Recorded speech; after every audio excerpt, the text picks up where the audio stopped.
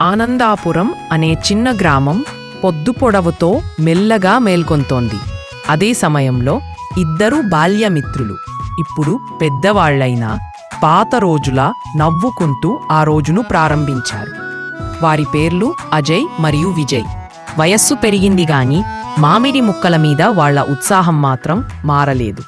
విజయ్ చెట్టు మీదికి ఎక్కి మామిడి పళ్ళు కోసాడు. వాళ్లు వాటిని తిన్న తరువాత తొలిసారి దాగుడు మూతలాడిన నది దగ్గరకు వచ్చారు.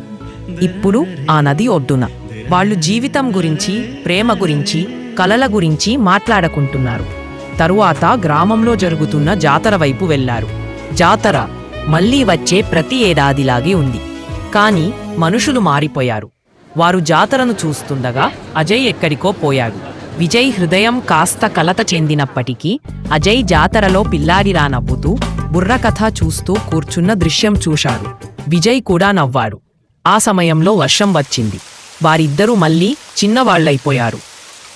చిమ్మిన మట్టిని పిడికిల్లో పట్టుకుని చిన్నప్పుడు వేసుకున్న అడుగుల్లా తిరిగారు. వారి పాత నిమ్మ చెట్టు కింద కూర్చొని ఇలా మాట్లాడుకున్నారు.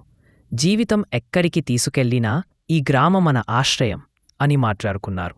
సమయం మారుతుంది, వయస్సు పెరుగుతుంది, కానీ నిజమైన స్నేహం మాత్రం మారదు.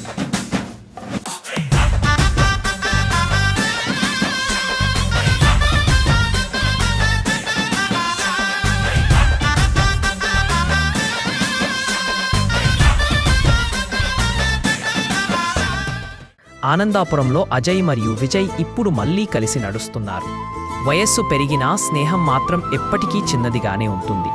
అజయ్, విజయ్ లాంటి స్నేహితులు జీవితంలో ఒకసారి మాత్రమే కలుస్తారు, కానీ జీవితాంతం గుర్తుండిపోతారు.